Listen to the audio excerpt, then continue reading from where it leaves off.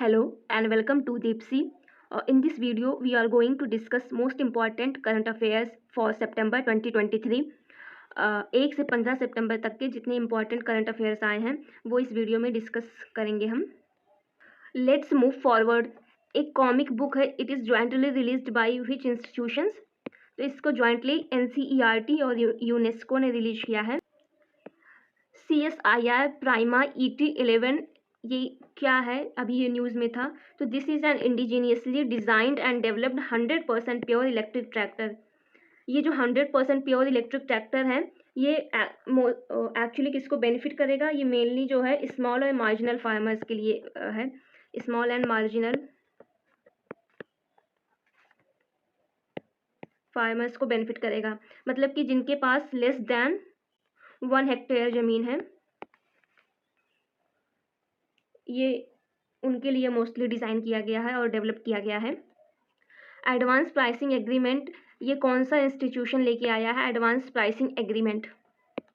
तो ये central board of direct taxes CBDT ये लेके आया है advance pricing agreement. Next is AI intelligence robot Valkyrie किस कंट्री से बिलोंग करता है? मतलब आर्टिफिशियल इंटेलिजेंस रोबोट जो है वो वालकायरे किस कंट्री से बिलोंग करता है? ये USA का रोबोट है. ये एक फ्लाइंग रोबोट है.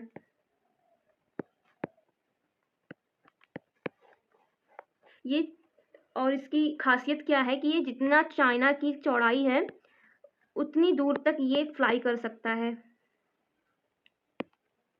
Recently which state raised OBC reservation to 27% in local bodies.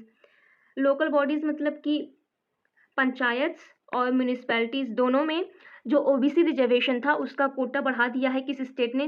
27% तक कर दिया है, गुजरात ने. Great grant by which ministry. ये GREAT एक ग्रांट है. ये कौन सी मिनिस्ट्री लेकर आई है? ये जो ग्रेट ग्रांट है ये मिनिस्ट्री ऑफ टेक्सटाइल लेके आई है.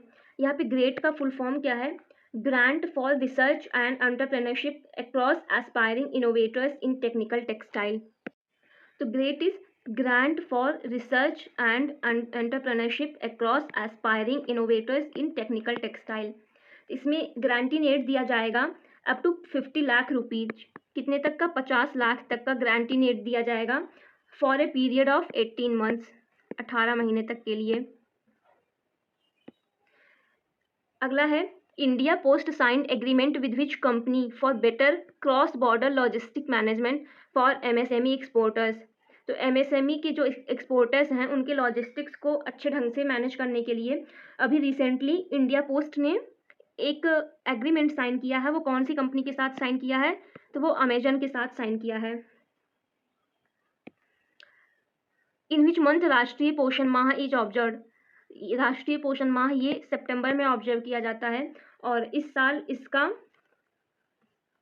6th एडिशन था. मतलब जो 2023 में ऑब्जर्व किया गया राष्ट्रीय पोषण माह ये 6वां राष्ट्रीय पोषण माह था.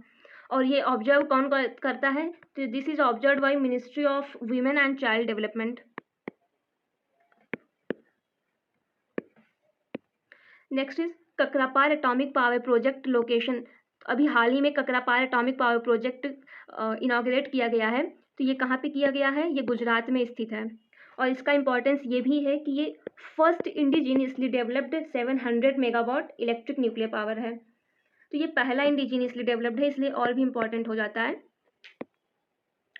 First global symposium on farmers right. Farmers के राइट का पहला ग्लोबल सिंपोजियम वो कहाँ पे होगा? तो that will be in new Delhi. Actually ये इसका इनॉग्रेशन हो चुका है. ये न्यू दिल्ली में हुआ, अभी happened. Flying Taj Mahal. This is aircraft of which countries PM. तो ये किस देश के प्रधानमंत्री के एयरक्राफ्ट का ये नाम है फ्लाइंग ताजमहल. तो ये कनाडा के प्राइम मिनिस्टर का नाम है. अभी रिसेंटली न्यूज़ में था जब G20 की मीटिंग में आए थे जस्टिन ट्रूडो, तो उनका वापस जाते टाइम एयरक्राफ्ट ये जो फ्लाइंग ताजमहल है इसमें कुछ टेक्निकल ग्लिच आ गया था, इसलिए ये फ्लाइंग ताजमहल न्यूज़ में था. इंडिया का फर्स्ट AI स्कूल का इनॉग्रेशन कहाँ पे किया गया है? तो इंडिया का पहला आर्टिफिशियल इंटेलिजेंस स्कूल ये केरला में इसको स्टार्ट किया गया है। इसका इनाग्रेशन अभी रिसेंट में हमारे फॉर्मर प्रेसिडेंट रामनाथ कोविंद जी ने किया है। ये उमियाम लेक जो है ये न्यूज़ में था, ये किस स्टेट में लोकेटेड है या कहाँ पे लोकेटेड है? तो ये मेघालय में लोकेटेड है। और न्यूज़ में क्यों था? क्योंकि मेघालय गवर्नमेंट अभी एक एआई बेस्ड रोबोटिक्स टेक्नोलॉजी ला रही है इसको सेफ गार्ड करने के लिए।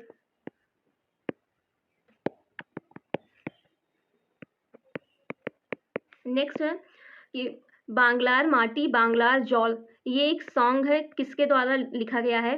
तो this is written by Rabindranath Tagore. ये न्यूज़ में क्यों था?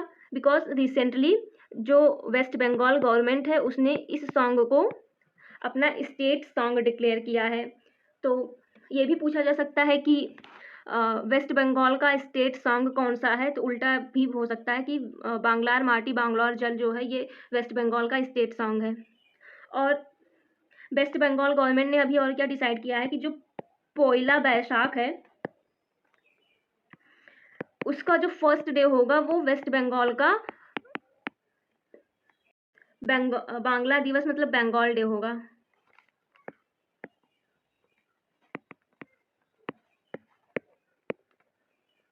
बांग्ला दिवस। Next is guidelines for prevention and regulation of dark patterns released by which ministry? तो ये जो डार्क पैटर्न्स हैं इनके रेगुलेशन और प्रिवेंशन के लिए एक गाइडलाइंस कौन सी मिनिस्ट्री ने जारी किया है? तो ये मिनिस्ट्री ऑफ कंज्यूमर अफेयर्स ने जारी किया है डार्क पैटर्न्स के रेगुलेशन के लिए गाइडलाइंस। ये डार्क पैटर्न्स होते क्या हैं? ये एक्चुअली डिज़ाइन पैटर्न्स होते हैं जो कंज्यूमर्स डिज़ाइन प्रैक्टिस होते हैं जो कंज्यूमर्स को मैनिपुलेट करने के लिए यूज़ किए जाते हैं। Postal cover to give tribute to Alluri Sitaraman Raju release by which state? तो ये अलूरी सीतारमण राजू को एक ट्रिब्यूट दिया है कौन से स्टेट ने? Bye releasing postal cover. तो ये है आंध्र प्रदेश स्टेट। अब अलूरी सीतारमण राजू ये इंपॉर्टेंट क्यों है? Because he started Ramappa rebellion. इन्होंने रामप्पा रिबिलियन शुरू किया था, कहाँ पे शुरू किया था? ये आंध्र प्रदेश में ही शुरू किया था।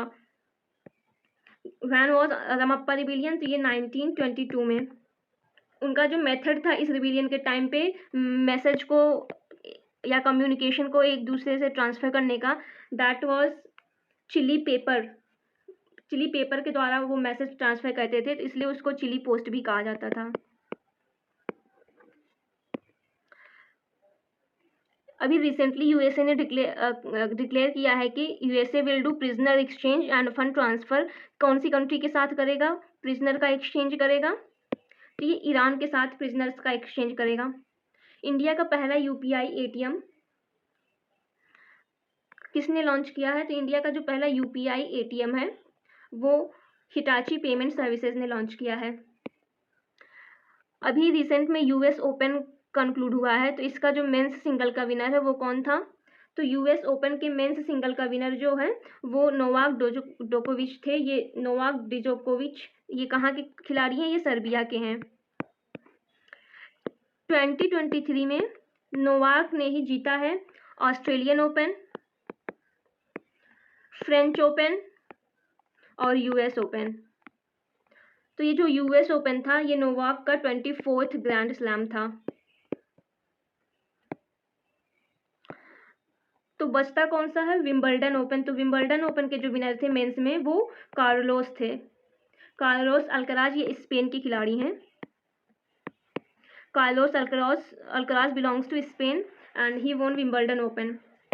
सिमिलरली जो फीमेल का सिंगल्स का विनर था यूएस ओपन में वो कौन थी? तो वो कोको गॉफ थी। ये Coco Gauff belongs to USA. तो रिमेनिंग जो टेनिस टूर्नामेंट्स हैं लाइक ऑस्ट्रेलियन ओपन, इसकी फीमेल में विनर थी अरियाना सबालेंका जो बेलारूस की हैं। अरियाना सबालेंका एएस ये बेलारूस की हैं। फ्रेंच ओपन की थी इगा स्वियाटेक जो पोलैंड की हैं। और विंबलडन की थी मार्केटा वोंड्रोसोवा। मार्केटा